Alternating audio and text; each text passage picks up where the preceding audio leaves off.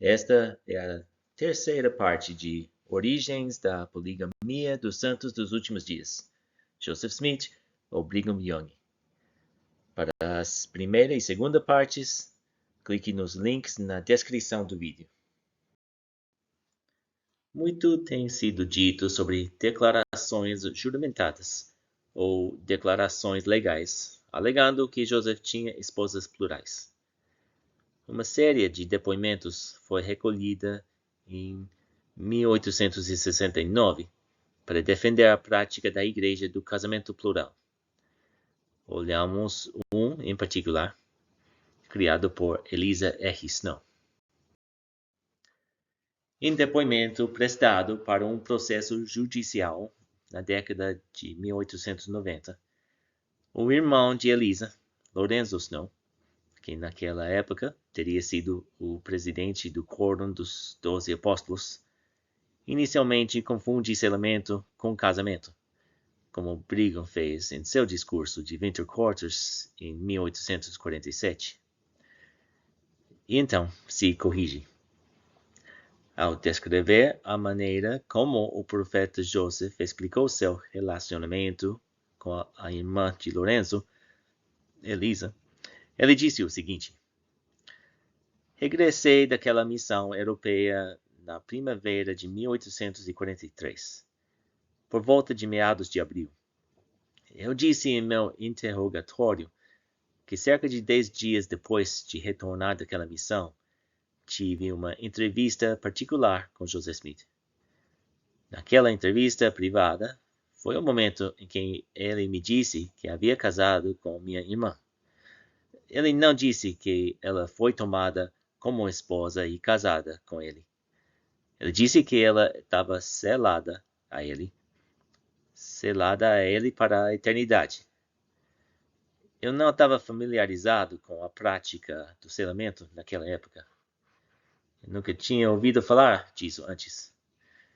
Nunca via a cerimônia do selamento ser realizada na época de Joseph Smith.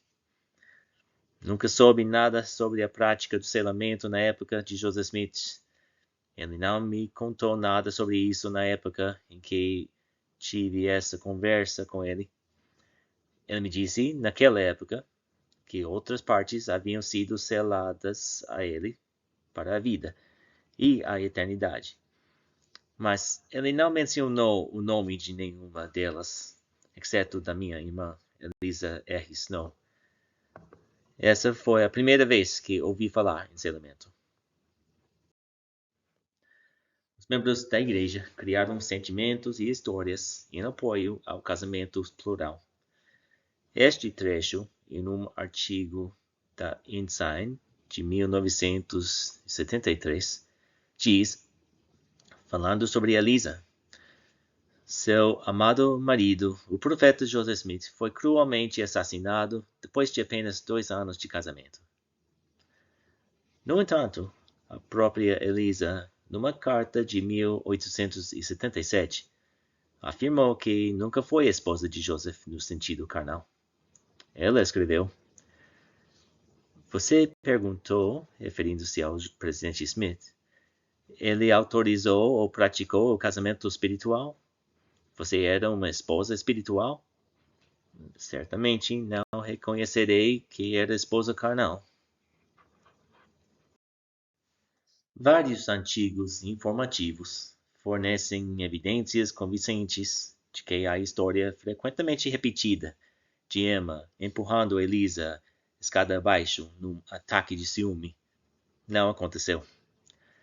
A afirmação de Eliza de que ela nunca foi esposa de Joseph no sentido carnal confirma essas afirmações. Se Eliza nunca dormiu com Joseph, ela nunca poderia ter engravidado do filho dele. E, no entanto, estas histórias foram recontadas muitas vezes para reforçar a ideia de que Joseph era polígamo. Esta é a declaração citada para justificar a afirmação de que Eliza R. Snow era uma das esposas plurais de Joseph. Dado o que entendemos sobre o relacionamento de Joseph e Eliza, A linguagem usada é ambígua e suficiente para que, sem uma compreensão prévia de seu relacionamento real, alguém poderia facilmente interpretar mal a afirmação de que ela era casada ou selada a Joseph para apoiar a ideia de ele tê-la tomado como esposa plural. O que é fascinante em muitos dos outros depoimentos coletados neste período é que eles usam o mesmo texto ambíguo. Esta declaração juramentada de Zina D. Huntington Young afirma que ela foi casada ou selada a Joseph Smith. Esta declaração juramentada de Presenda Lathrop Huntington Kimball diz que ela foi casada ou selada com Joseph Smith. Esta declaração juramentada de Ruth V. Sayers afirma que ela foi casada ou selada a Joseph Smith. Curiosamente, o dia em que ocorreu o casamento ou o selamento foi deixado de fora. Esta declaração juramentada de Emily Dow Partridge Young afirma que ela foi casada ou selada a Joseph Smith. Esta declaração juramentada de Marinda Nancy Johnson Hyde afirma que ela foi casada ou selada com Joseph Smith. Esta declaração juramentada de Rhoda Richards afirma que ela foi casada ou selada com Joseph Smith. E esta declaração juramentada de Melissa Lott Willis afirma a mesma coisa, que ela foi casada ou selada com Joseph Smith. Alguns afirmam que as mulheres que assinaram estas declarações não se teriam submetido à vergonha e ao ridículo que teriam sido dirigidos a qualquer mulher daquela época que admitisse envolvimento no casamento plural, se isso não fosse verdade. Mas estes depoimentos foram recolhidos no Utah, 17 anos depois do anúncio público da Igreja sobre a prática da poligamia, perante testemunhas simpáticas que também eram membros da Igreja. Uma testemunha, um juiz de sucessões chamado Elias Smith, tinha várias esposas. A filha de Brigham Young fornece algumas informações contextuais importantes que nos ajudam a compreender que havia status e benefícios financeiros concedidos àquelas consideradas esposas plurais do profeta Joseph. Por exemplo, Emily Partridge e as outras jovens viúvas plurais enlutadas foram abordadas pelo presidente Young e pelos 12 após o martírio com uma oferta de abrigo e sustento apenas por esta vida. A essas corajosas meninas que riscaram o ridículo e até mesmo turbas e a morte para entrar nessa ordem. Elas eram livres para escolher qualquer um desses associados, irmãos do profeta, como seu protetor terrestre. Essas mulheres não enfrentaram desprezo ou rejeição social por quebrarem as normas morais da época. Muito pelo contrário, estas meninas corajosas eram respeitadas pela sua suposta ligação conjugal ao profeta Joseph. Ligação essa que lhes garantia apoio financeiro. Em Utah, em 1869, a rejeição social e as perdas financeiras eram os riscos que provavelmente enfrentariam se não sustentassem a história de que, na verdade, tinham sido esposas de Joseph. Por exemplo, em 1882, Phoebe Woodruff, a primeira das 7 esposas de Wilford Woodruff, falando em uma grande reunião de mulheres mormons realizada em defesa da poligamia, disse: "Se tenho orgulho de alguma coisa neste mundo, é de ter aceitado o princípio do casamento plural e ter permanecido entre as pessoas chamadas de mormons. E sou contada com eles hoje." Contudo, alguns dias depois, uma amiga de muito tempo perguntou: "Como é, irmã Woodruff, que você mudou tão repentinamente de opinião sobre a poligamia? Achei que você odiava e detestava a instituição." Phoebe respondeu: "Eu não mudei. Detesto esta coisa impura com toda a força da minha natureza. Mas, irmã, sofri tudo o que uma mulher pode suportar. Estou velha e indefesa e preferiria ficar de pé em qualquer lugar e dizer qualquer coisa que me fosse ordenada do que ser expulsa de casa na minha velhice. O que certamente aconteceria se me recusasse a obedecer ao conselho." A primeira esposa de Wilford Woodruff detestava o casamento plural, mas apoiou-o publicamente porque temia que o marido a expulsasse de casa se ela não obedecesse às suas ordens. Esta interessante citação de Eliza R. Snow, comentando sobre as cerimônias de adoção no templo, fornece um vislumbre do status social e do orgulho associado a ter sido considerada uma esposa plural do profeta Joseph. Quando as pessoas são adotadas por Joseph Smith, elas são iniciadas em sua família e tornar-se seus herdeiros. Uma esposa ou alguém que represente uma esposa, como vicária, deve estar presente. Mas quem será a mãe não é designado. Oficializei na adoção de 75 indivíduos de uma só vez quando eu estava em St. George. Outros foram adotados desde então e me deram a honra de me escolher como mãe. Alguns deles ficaram muito desapontados porque eu não estava presente, mas acho que não fará diferença. Teremos a nossa escolha. Ficarei muito honrado se depois de você ser adotada em nossa família, você e o irmão East me reconheceram como mãe. Desde o início do anúncio público da Igreja do casamento plural como prática, em 1852, eles enfatizaram o direito dos membros da Igreja de praticarem a poligamia como um direito constitucional de adorar como desejarem. À medida que a prática foi sofrendo ataques crescentes por parte do governo federal, tornou-se aceitável que os membros da Igreja mentissem sobre o seu envolvimento no casamento plural, para proteger e preservar a prática. Isto é demonstrado no Manifesto de 1890, no qual a Igreja anunciou ao governo federal que, e esta linguagem vem diretamente do próprio manifesto, também conhecido como Declaração Oficial 1, no final de Doutrina e Convênios. Citação: "Não estamos ensinando a poligamia ou o casamento plural, nem permitindo que qualquer pessoa entre na sua prática."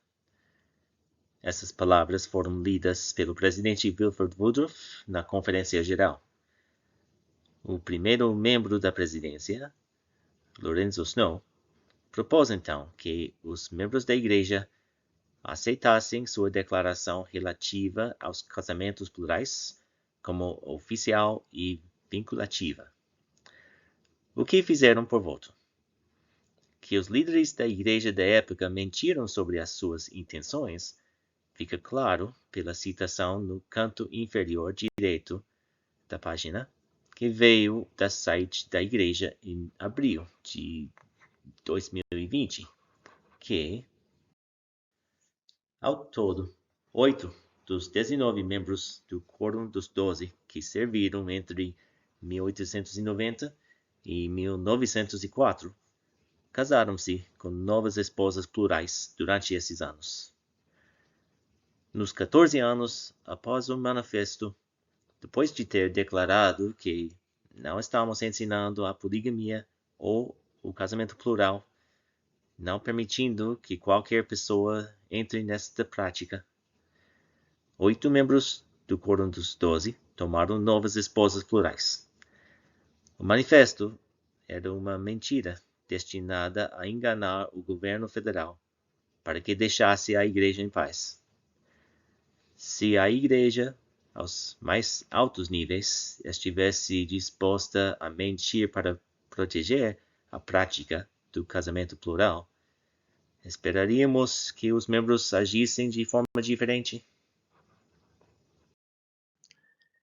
Em uma carta escrita ao presidente John Taylor em 1887, Charles W. Penrose, que era editor-chefe do jornal da igreja, o Deseret News, desde 1880, e que se tornaria apóstolo em 1904, expressou preocupação com o fato de, citação, os intermináveis subterfúgios e prevaricações que a nossa condição atual impõe ameaçam tornar a nossa geração emergente uma raça de enganadores.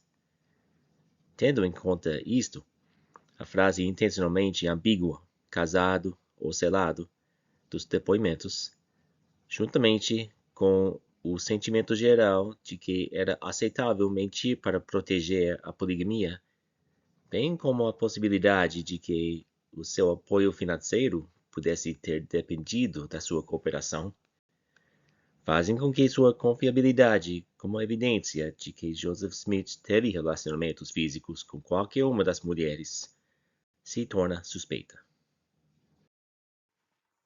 Como contexto para os próximos slides, devo apresentar William Clayton. Ele escreveu as anotações do diário de Joseph sobre os últimos anos de sua vida e ocupou vários cargos administrativos na igreja e na comunidade. Lemos aqui que ele serviu como registrador e escriba de Joseph Smith de 1842 a 1844 em Nauvoo. Depois que Joseph e Hiram morreram, a questão de quem deveria liderar a igreja tornou-se cada vez mais importante. Em 8 de agosto de 1844, os santos se reuniram para ouvir Sidney Rigdon e Brigham Young e decidir quem lideraria a igreja. Sidney falou primeiro, após o que Brigham encerrou a reunião por 2 horas e meia antes de falar. Durante o intervalo, Heber C. Kimball pagou a Emma $1.000 em dinheiro para demonstrar a boa vontade do Quórum dos 12. Esta parece ter sido uma tentativa de comprar o apoio de Emma para Brigham, que deveria reivindicar a liderança da igreja quando a reunião fosse reiniciada. Uma semana depois, William Clayton teve uma conversa com Emma, na qual ela declarou veementemente: foram coisas secretas que custaram a vida de Joseph e Hiram.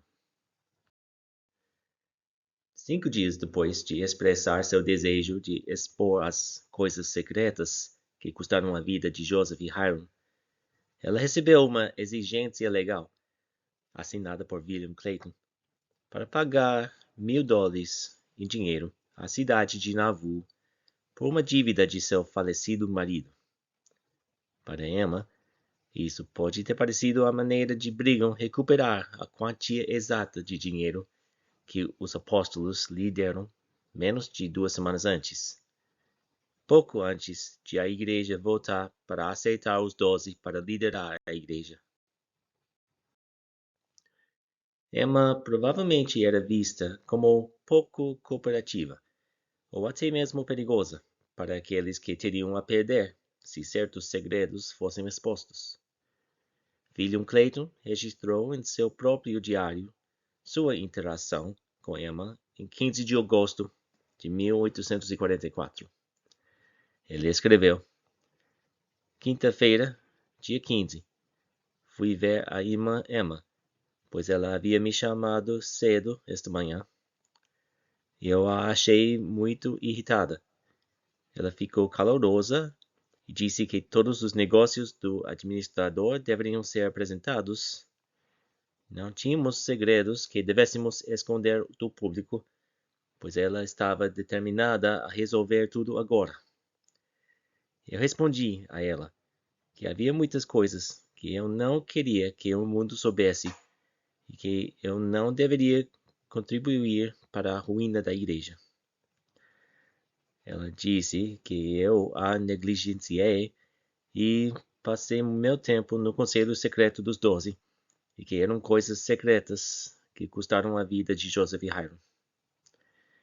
Que segredos William Clayton não queria que o mundo soubesse que poderiam arruinar a igreja? Lembre-se da acusação pública de Sidney Rigdon, neste mesmo período, de que, em um fato tão bem conhecido, que os 12 e seus adeptos têm se esforçado para continuar este negócio de esposa espiritual em segredo, e têm ido aos extremos mais vergonhosos e desesperados para mantê-lo longe do público. E a advertência de Hiram, uns meses antes, de que a falsa doutrina de que um homem que possui um certo sacerdócio pode ter quantas esposas quiser, estava sendo ensinada. William Clayton, sem saber, fornece informações sobre quais podem ter sido esses segredos em uma anotação que ele fez em seu próprio diário em maio de 1843, quando escreveu: conversei com Ho Sei-ko, este é Heber Sei Kimball, sobre uma armadilha que está sendo armada para prender os irmãos do sacerdócio secreto pelo irmão Ho e outros. O irmão Ho é Hiram Smith.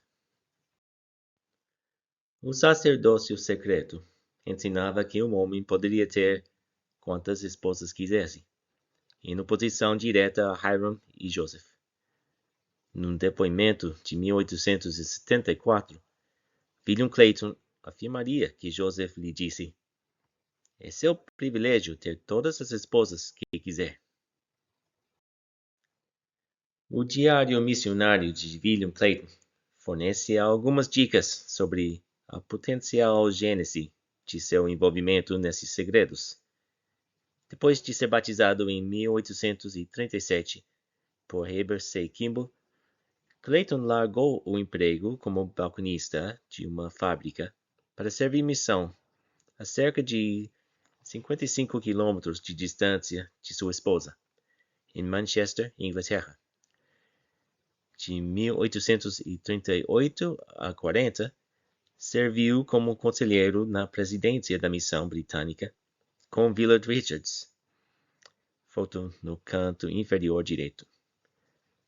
Os diários de Clayton descrevem seu envolvimento com outras mulheres no campo missionário. Nessas entradas de diário, William Clayton usa S para indicar Sarah Crooks, R indica Rebecca, irmã de Sarah, M indica Manchester. Além disso, as linhas em branco indicam trechos que foram inicialmente registrados como missionários, mas posteriormente riscados. As imagens na parte inferior deste slide são fotos reais de algumas das partes riscadas de seu diário missionário. Em 6 de abril de 1840, ele escreveu, entre aspas, cheguei em casa às 11 horas para jantar com Sarah e Rachel. Elas me deram 1 litro de porter, que é uma cerveja. Sarah lavou meus pés. O texto a seguir está arriscado. Em 9 de abril de 1840, cito, ela me deu um copo de porter. Cheguei em M por volta das 11 horas. Sarah tinha um pouco de leite de ovo pronto, e ela lavou meus pés, e eu fui para a cama. O texto a seguir estava riscado. Em 22 de abril de 1840, Sarah Crooks foi comigo e pregou em Worsley. Chegamos em casa por volta de 1 hora. Peguei Essie Corro Walker. Irmã Poole lavou meus pés. Essie Crooks me deu uma laranja, com o seguinte texto riscado. Em 28 de abril de 1840, ela foi comigo para Eccles, e eu preguei para uma casa lotada sobre 1 Coríntios 3.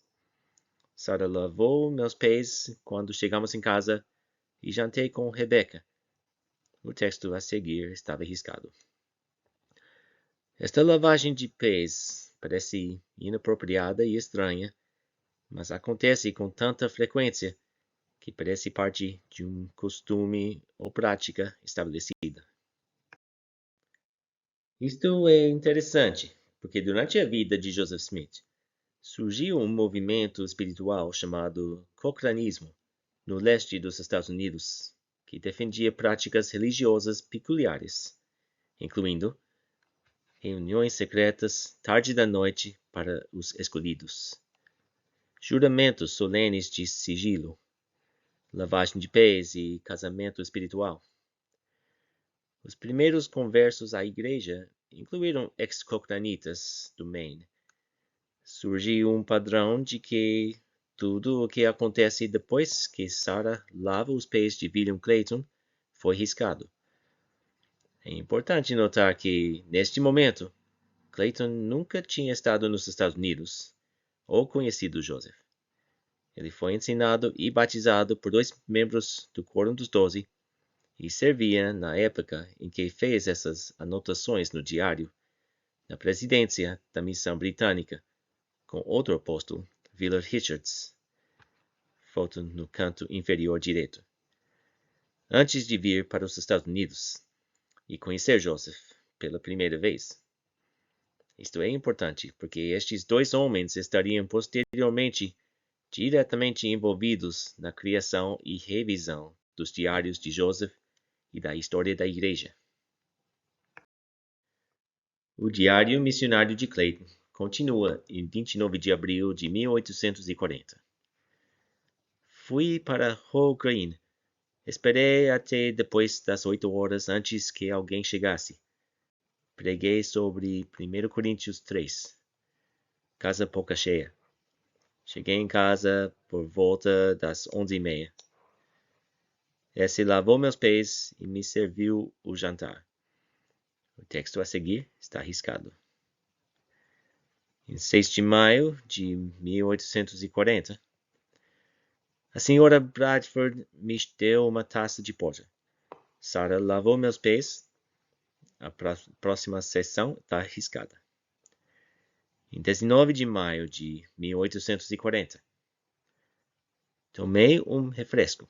Jantei com Sarah 1 litro de porter. Ela lavou meus pés. Ficamos sentados juntos até as 14 horas. Essas entradas estabelecem um padrão de voltar para casa juntos, beber uma cerveja e depois fazer algo que depois é riscado. Em seus diários, William Clayton demonstra certa abertura ingênua de seus sentimentos, principalmente no relato de seu amor por Sarah. Ele a menciona 84 vezes pelo nome, 17 vezes pelo nome completo. Em contraste, ele nunca menciona o nome de sua esposa, Ruth. Nas suas 26 referências a Ruth, ele simplesmente escreve minha esposa. Essas menções são breves, sem emoção, e normalmente consistem em carta recebida ou escrita para minha esposa. Por outro lado, Clayton preencheu páginas de seu diário com suas excursões e sentimentos por Sarah Crooks. Isto fornece uma janela interessante sobre quais poderiam ter sido os segredos que William Clayton não queria que fossem expostos e que poderiam destruir a igreja. As revelações de Clayton apontam para o mesmo casamento espiritual praticado secretamente que Joseph e Hiram estavam tentando erradicar da igreja, estando potencialmente ligadas à afirmação de Brigham de que ele recebeu revelações aprovando o casamento plural enquanto estava em uma missão com os 12 na Inglaterra, antes mesmo de Joseph ensiná-lo. Ao tentar determinar o que realmente aconteceu, somos forçados a nos perguntar quem parece mais confiável, Emma Smith ou William Clayton. Clayton, mais tarde, alegaria ser o escriba que escreveu a seção 132 de Doutrina e Convênios, conforme foi ditada por Joseph. Embora a introdução da seção 132 explique que ela foi recebida em 1843, ela só foi divulgada publicamente pela primeira vez em 1852, 8 anos após a morte de Joseph e 5 anos depois da chegada dos santos a Utah. Se todo o Doutrina e Convênios 132 realmente tivesse vindo do Senhor por meio do profeta Joseph, teria sido, pelo que pude encontrar, o único documento que Joseph já criou em apoio ao casamento plural. Essa revelação veio diretamente de Joseph Smith, ou é possível que algo que Joseph recebeu do Senhor tenha sido acrescentado ou revisado antes de ser divulgado publicamente à igreja?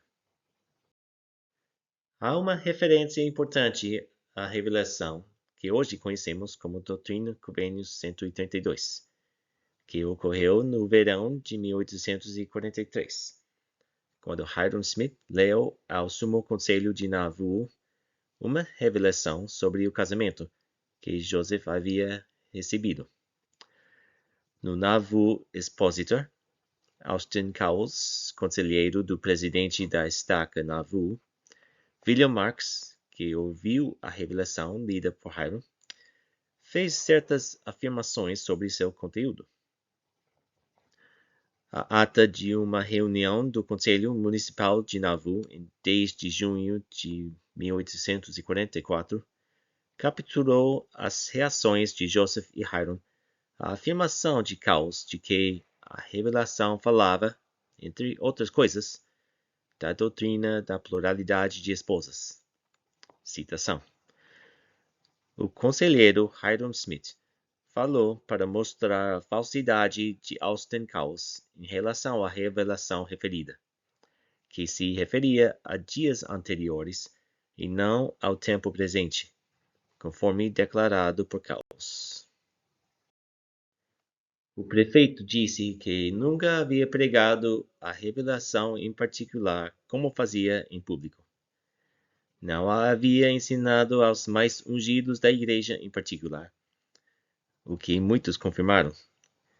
O prefeito disse, ao perguntar a Deus sobre a passagem na Bíblia que na ressurreição eles não se casam, etc., recebi como resposta: os homens nesta vida devem ser casados em vista da eternidade.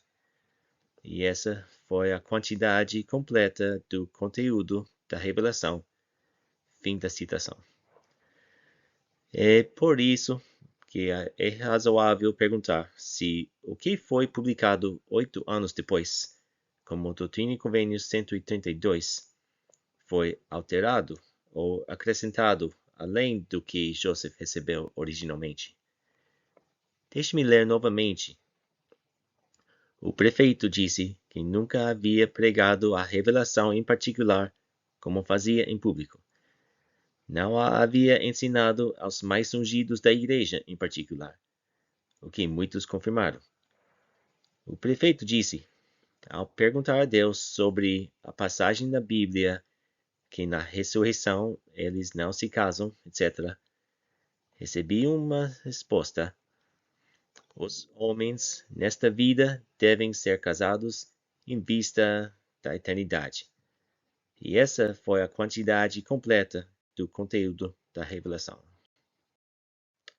Joseph invalida especificamente o argumento no qual Brigham confiaria fortemente para legitimar o casamento plural, de que Joseph ensinou o casamento plural a poucos de confiança em particular.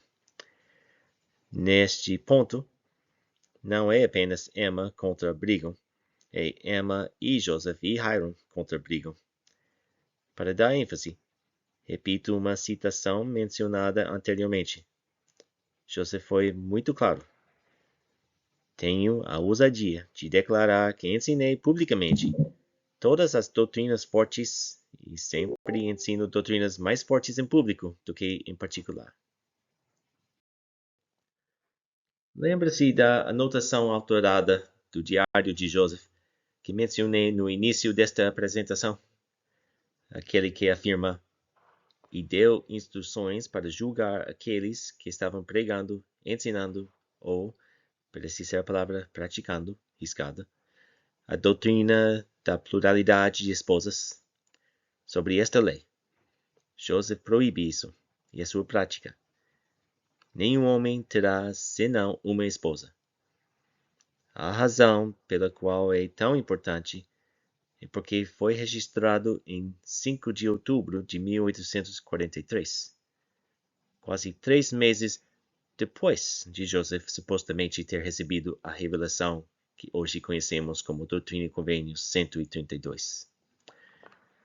Compreender que a posição de Joseph contra o casamento plural não mudou depois de receber uma revelação sobre o casamento indica que as partes de Doutrina e Convênios 132 que apoiam o casamento plural provavelmente foram acrescentadas por Brigham após a morte de Joseph.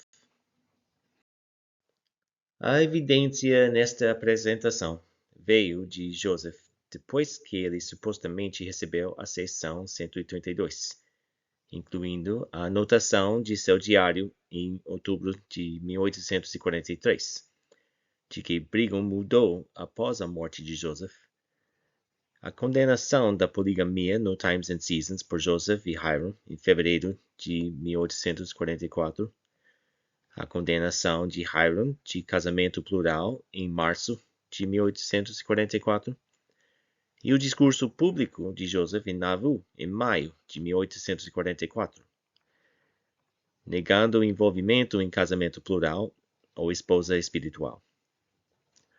Tudo isso ocorreu entre o momento em que Doutrina e Convênios 132 foi supostamente recebido e a morte de Joseph e Hiram. Após a morte de Joseph, a Igreja usou termos diferentes para descrever a poligamia. Parece que foram feitas tentativas para distanciar a prática das condenações de Joseph ao casamento espiritual e à poligamia, tentando renomear a prática como casamento plural e casamento celestial. Esta nova terminologia não poderia mudar o fato de Joseph sempre ter condenado as relações sexuais fora do casamento entre um homem e uma mulher. Ellen Mar Whitney, filha do apóstolo Heber C. Kimball, explicou que, na época, em Nauvoo, esposa espiritual era o título pelo qual toda mulher que entrava nesta ordem era chamada, pois era ensinada e praticada como uma ordem espiritual.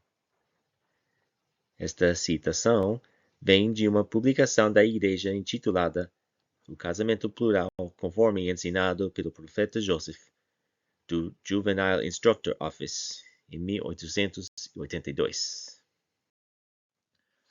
Esta apresentação deve deixar mais claro por que houve conflito entre Emma e Brigham.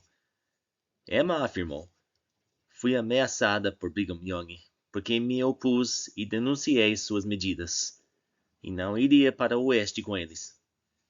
Naquela época, eles próprios não sabiam para onde estavam indo. Mas ele me disse que ainda me traria prostrada aos seus pés. Parece fácil pensar que isso pode ter sido um exagero por parte de Emma. Será que Brigham realmente falaria assim, dizendo à viúva do profeta que um dia ele a traria prostrada aos seus pés? Não deveria parecer exagero quando entendemos que foi assim que Brigham falou sobre aqueles com quem ele estava em desacordo. Num discurso proferido em Winter Quarters em novembro de 1847, Brigham reclamou de 2 dos apóstolos que se opuseram a ele atuar como presidente da igreja. Brigham disse: como Joseph, não serei impedido. Preferiria ser baleado na cadeia de Carthage do que ter que correr para meus irmãos antes de poder falar perante o público. Se minha sorte é presidir a igreja, e eu sou o chefe do quórum, eu sou o porta-voz e você é o ventre. Os 2 apóstolos que se opuseram a ele atuar como presidente da igreja na época eram Parley Pratt e John Taylor. A respeito deles, ele ameaçou no mesmo discurso: nunca terei descanso até chegar naquele vale e Parley Pratt e John Taylor se curvarem e confessarem que não são Brigham Young. Eles são desprovidos de autoridade. Isso é de The Complete Discourses of Brigham Young, primeiro volume, página 255. Os registros históricos foram alterados. Histórias foram inventadas. Mentiras foram contadas. Se nos limitarmos às provas menos suscetíveis de manipulação, ao que estava publicamente disponível enquanto Joseph estava vivo, teríamos que concluir que Joseph lutou consistentemente contra a poligamia. A maneira mais justa de avaliar alguém não é pelo que dizem os críticos, mas pelas próprias palavras. Na sua própria opinião, Brigham não era como Joseph. Joseph interagia com o Senhor face a face. Brigham, como ele mesmo admitiu, não o fazia. 24 anos depois de ser ordenado apóstolo, Brigham admitiu: eu tenho me consolado, se for tão fiel quanto sei ser a meu Deus e a meus irmãos e a todos os meus convênios, e fiel no cumprimento de meu dever, quando tiver vivido até a idade que tinha Moisés, quando o Senhor lhe apareceu, que talvez eu possa, então, ter comunhão com o Senhor, como Moisés teve. Não estou agora nessa posição, embora saiba muito mais do que sabia há 20, 10 ou 5 anos antes. Se eu for fiel até os 80 anos, talvez o Senhor me apareça e me dite pessoalmente na gestão da sua igreja e de seu povo. Não devo obter esse privilégio de uma vez, ou num momento. É verdade que Joseph Smith, em sua juventude, recebeu revelações de Deus. Ele viu e compreendeu por si mesmo. Ele teve visões celestiais. Anjos administraram a ele. A visão de sua mente foi aberta para ver e compreender as coisas celestiais. 3 anos depois, Brigham admitiu que suas circunstâncias a esse respeito não haviam mudado. Acho provável que depois de um tempo eu seja capaz de me humilhar e me tornar como uma criança, a ponto de ser ensinado mais plenamente pelos céus. Talvez quando eu tiver 80 anos de idade, eu possa conversar com algum ser de uma esfera superior a esta. Moisés viu a glória de Deus naquela idade e conversou com seres melhores do que antes. Espero e confio que, quando chegar a essa idade, também serei considerado digno de desfrutar do mesmo privilégio. Brigham morreu aos 77 anos. Na transição de Joseph para Brigham, algo importante foi perdido. Isso pode ter acontecido por causa do que foi acrescentado na transição de Joseph para Brigham, que foi o casamento plural. A maneira mais justa de avaliar alguém não é pelo que dizem os críticos, mas pelas próprias palavras da pessoa. Na sua própria opinião, Brigham não era como Joseph. Joseph interagiu com o Senhor face a face. Brigham, como ele mesmo admitiu, não. 24 anos depois de ser ordenado apóstolo, Brigham admitiu: eu tenho me consolado, se for tão fiel quanto sei ser a meu Deus e a meus irmãos e a todos os meus convênios, e fiel no cumprimento de meu dever, quando tiver vivido até a idade que tinha Moisés, quando o Senhor lhe apareceu, que talvez eu possa então ter comunhão com o Senhor, como Moisés teve. Não estou agora nessa posição, embora saiba muito mais do que sabia há 20, 10 ou 5 anos atrás. Se eu sou fiel até os 80 anos, talvez o Senhor me apareça e medite pessoalmente na gestão de sua igreja e de seu povo. Não devo obter esse privilégio de uma vez ou num momento. É verdade que Joseph Smith, em sua juventude, recebeu revelações de Deus. Ele viu e compreendeu por si mesmo. Ele teve visões celestiais. Anjos administraram a ele.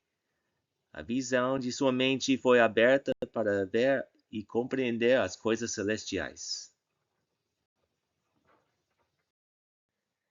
Há algo mais que mudou na transição da liderança de Joseph para Brigham. A abordagem fundamental de Joseph para liderar os santos foi encorajar cada pessoa a se envolver diretamente com Deus, a buscar respostas e a discernir a verdade de forma individual e independente. No paradigma de Brigham, ele era quem estava autorizado a pedir e obter respostas de Deus e a dizer aos membros da igreja o que precisavam fazer. Em um discurso de 1842 para a Sociedade de Socorro, Joseph leu o capítulo 14 de Ezequiel.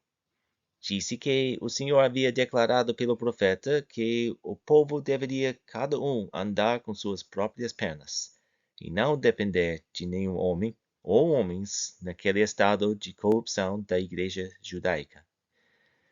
Que as pessoas justas poderiam salvar só suas próprias almas. Aplicou isso ao estado atual da Igreja de Jesus Cristo dos Santos dos Últimos Dias.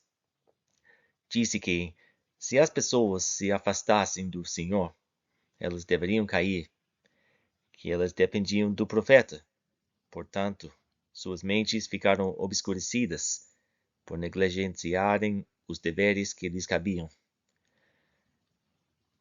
Cada um de nós deveria andar com nossas próprias pernas. Os primeiros santos dependiam demais de Joseph, e a consequência foi que suas mentes ficaram obscurecidas. O capítulo 14 de Ezequiel aborda a mesma questão. Ezequiel fala sobre como alguns dos elders de Israel vieram até ele para fazer perguntas, em vez de levar suas perguntas diretamente ao Senhor. O Senhor amaldiçoa esses elders por se envolverem em idolatria, indo ao profeta, em vez de ir diretamente a Deus. Ezequiel 14 diz: E vieram a mim alguns homens dos anciãos de Israel, e se assentaram diante de mim.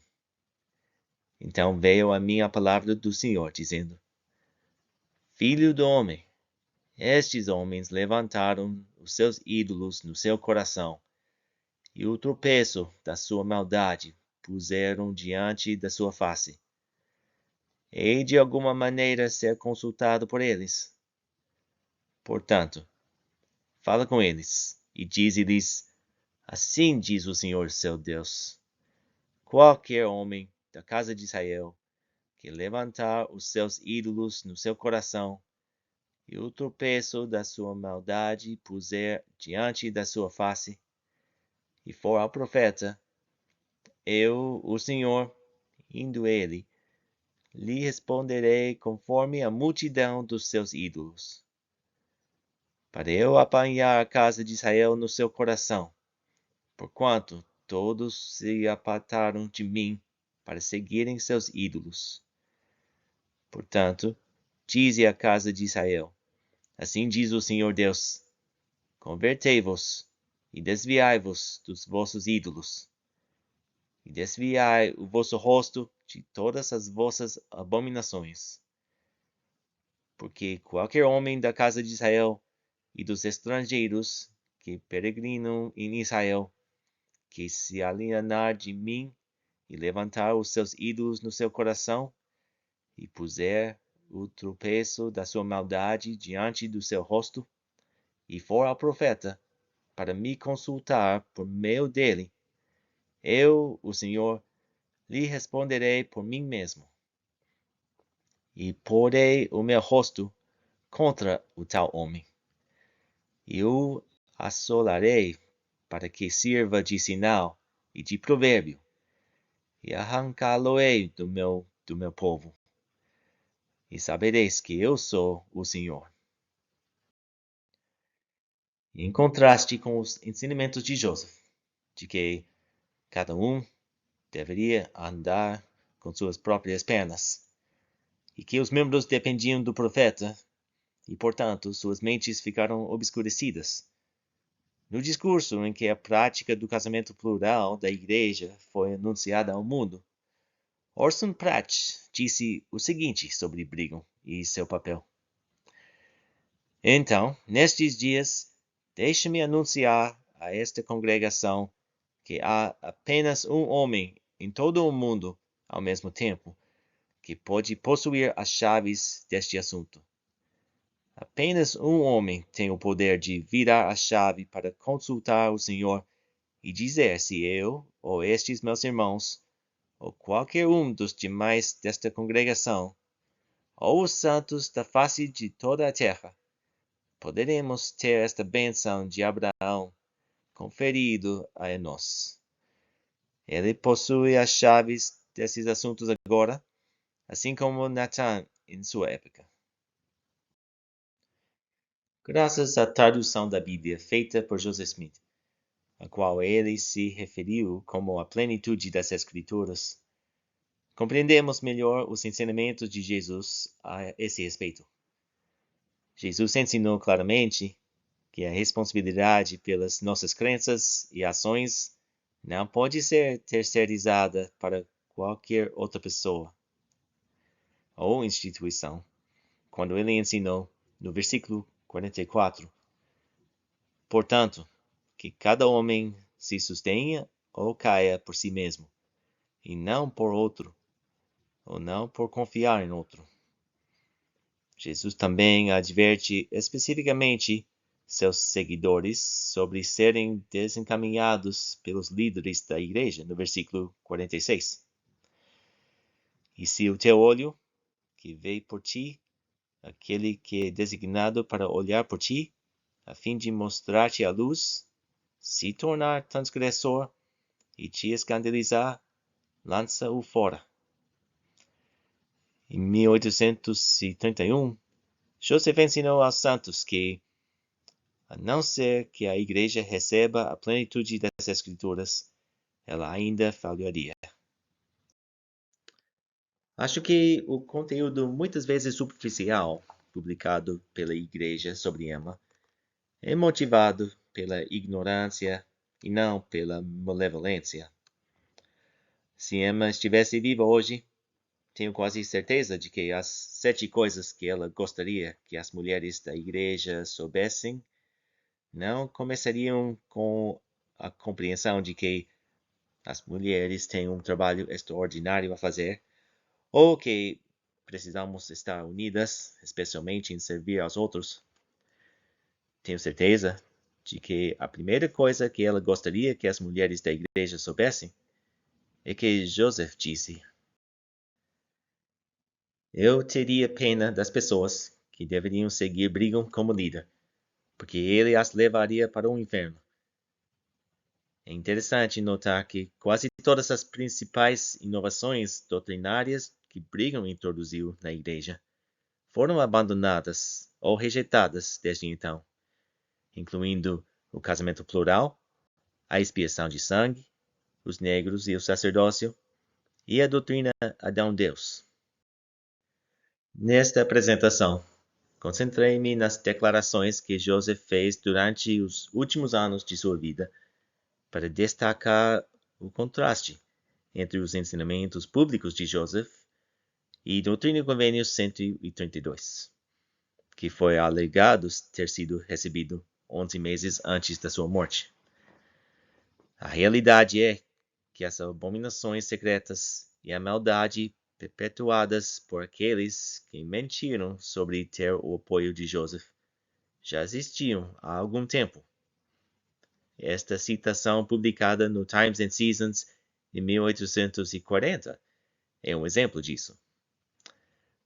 Assim, descobrimos que tem havido fraudes, abominações secretas e obras malignas das trevas, levando as mentes dos fracos e incautos à confusão e distração.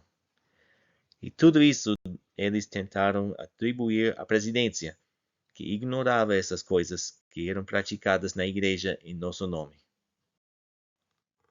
Acho que os líderes da igreja são boas pessoas que tentam fazer as coisas certas e ajudar as pessoas a se aproximarem do Salvador. Mas isso não significa que o que Brigham fez foi aprovado por Deus. Porque acho que isso é importante. Porque acredito firmemente que Joseph Smith foi um profeta de Deus. Deus me deu um testemunho poderoso do livro de Mormon. Muitos estão perdendo a fé no profeta Joseph e no livro de Mormon, por causa do que eu acredito serem falsidades perpetuadas sobre Joseph. Depois de centenas de horas de pesquisa, sinto que o Senhor me ajudou a ver que algumas das coisas que eu acreditava serem verdadeiras não eram. Percebi que eu pessoalmente precisava assumir a responsabilidade por tudo o que acredito, em vez de terceirizar essa função para a igreja. As tradições dos nossos pais podem ser difíceis de superar, mas a verdade, antes de mais nada, deve ser o meu objetivo principal, se quiser tornar-me semelhante a Deus. Doutrina e Convênios 93 nos ensina que a glória de Deus é inteligência, ou em outras palavras, luz e verdade. E que a luz e a verdade abandonam o maligno. O Pai Celestial que conheci e amo não parece ser o autor de um sistema em que um homem com chaves do sacerdócio suficientes possa ter quantas esposas ele desejar. O poder na igreja vem do amor e do apoio, do irmão e da irmandade que nos une como discípulos de Jesus Cristo. É real e é importante. É importante uma comunidade que ajude marido e mulher a cumprir as responsabilidades que lhes foram concedidas por Deus de ensinar o Evangelho aos seus filhos e crescer na luz e na verdade. As chaves mais importantes de uma família são os poderes necessários para guiar cada família nos caminhos da luz e da verdade. Como Cristo ensinou, porque onde estiverem 2 ou 3 reunidos em meu nome, aí estou eu no meio deles. O crescimento da igreja tem sido impulsionado pela força da veracidade do livro de Mormon e pela comunhão dos membros. Sugiro que você pesquise no Google e leia Joseph Smith's Monogamy, um download gratuito que discute algumas das evidências que indicam que o profeta Joseph era um monogâmico. Vou colocar um link na descrição. Também incentivo você a ler os ensinamentos do profeta Joseph Smith e as palavras de Joseph Smith. Obrigado por dedicar seu tempo para considerar essas informações. Acho que o senhor sabia do que estava falando quando chamou Emma de senhora eleita. Acredito que Emma estava dizendo a verdade e que Joseph era honesto, casto, confiável e monogâmico.